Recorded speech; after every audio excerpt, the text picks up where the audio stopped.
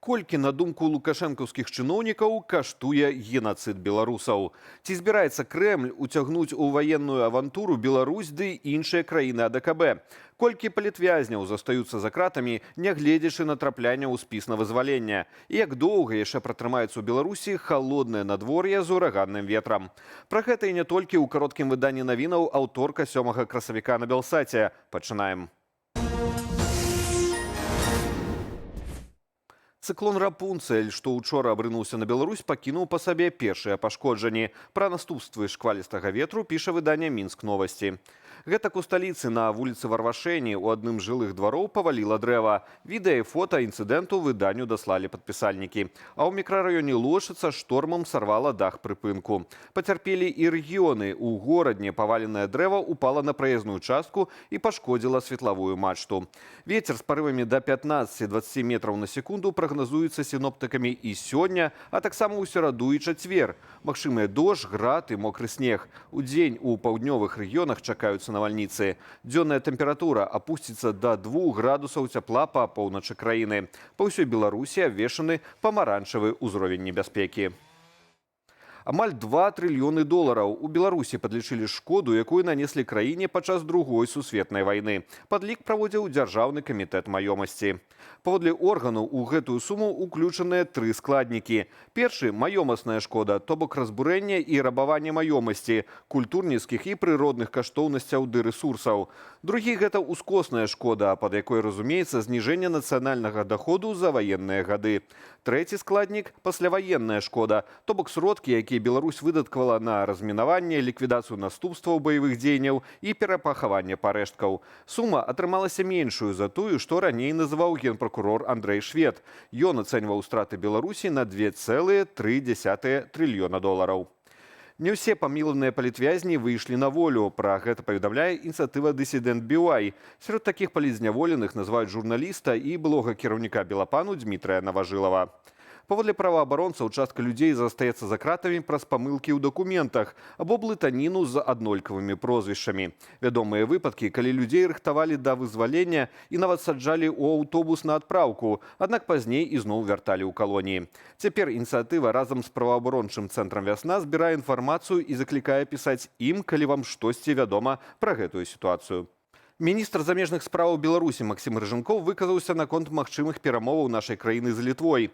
Паводле чыноўніка, сустрэча ўсё яшчэ не адбылася, бо Вільня, маўляў, не жадае ісці на кантакт. Пры гэтым умовы, выстаўленыя Літвою для пачатку дыялогу, Рыжанкоў назваў, цытата, «незразумелымі».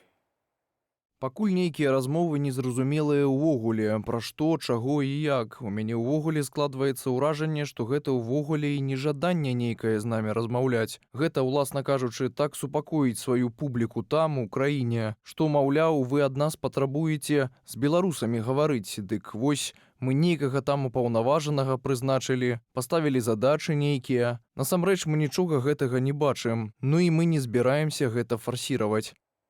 Раней літоўскі прэзідэнт Гітанас Наўседа заявіў, што дзеля пачатку перамоваў Беларусь мусіць вярнуць затрыманыя літоўскія фуры без дадатковых збораў, не атакаваць Літву метэазондамі цягам 4 тыдняў, а таксама спыніць нелегальны пропуск мігрантаў праз беларуска-літоўскую мяжу. Заява Лукашэнкі пра неабходнасць мець на тэрыторыі нашай краіны, цытата, «ядро расійскіх узброеных сілаў» сведчыць пра падрыхтоўку новага ўзроўню вайсковай прысутнасці краіны-агрэсаркі і магчымы пачатак рыхтавання новага рэгіянальнага канфлікту. Такое меркаванне ў эфіры студыі «Белсат» выказаў Вадзім Кабанчук, прадстаўнік аб'яднанага пераходнага кабінету ў абароне і нацыянальнай бяспецы.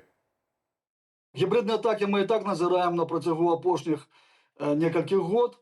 Боевые дзеянні в 22-м годзе актывізавалі фронт, фактично беларуска-украінскі фронт. Гэта была актыўная частка фронта, яна зараз замарожена.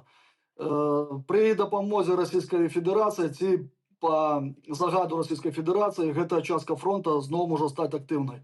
Больш таго, зараз в бяспекавых колах актыўна абмяркоўваецца магчымасць уварвання ці то на краіны Балтыі, ці то ў бок Польшы. Фактычна Беларусь гэта такі вельмі зручны плацдарм для агрэсіўных планаў Расійскай Федэрацыі, таму што яна дазваляе праецыраваць сілу на 3 накірункі: на поўнач, поўдзень і на захад.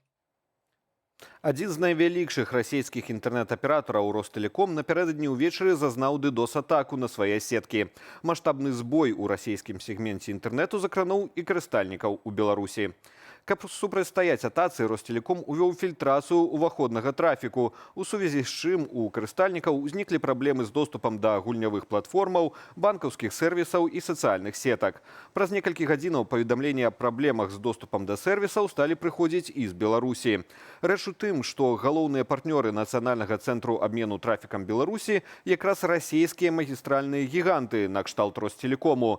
І калі ўзнікаюць праблемы на расійскіх каналах, гэта ў любым выпадку адбіваецца і на транзітным беларускім трафіку, тлумачыць выданне Digital Report. Такая падпарадкаванасць беларускай інтэрнэт-інфраструктуры робіць яе цалкам залежнай ад суседняй краіны. А значыць, усё часцейшыя расійскія збоі інтэрнэту будуць і далей балюча адбівацца на беларускіх карыстальніках. У Берасці зачынілі адразу 3 кавярні аднаго ўладальніка. У хадзе праверкі камітэт дзяржаўнага кантролю знайшоў у іх грубыя парушэнні. Назваў кавярняў, як і іх адрасоў, не паведамляюць. Вядома, што ў 2 з 3 аб'ектаў харчавання рабілі алкагольныя кактэлі з няякаснай сыравіны. Адсутнічалі дакументы на прадукцыю, а частка яе захоўвалася з парушэннямі. У выніку праверкі утылізавалі больш за 60 літраў спіртнога. Таксама інспектары звярнулі ўвагу на якасць ежы. Высветлілася, што стравы ва ўсіх 3 кавярнях гатавалі з пратэрмінаваных прадуктаў. Азначаецца, што КДК прыпыніў працу аб'ектаў да поўнага навядзення парадку. У Магілёве гарэў будынак хімвалакна. Пажар на прадпрыемстве ліквідавалі 12 ратаўнічых брыгадаў. Як адзначыла прэс-служба МНС, пажар выявілі ў хімічным цэху. Менавіта ў момант узгарання група ратаўнікоў дзяжурыла на прадпрыемстве, каб пільнаваць пажарную бяспеку.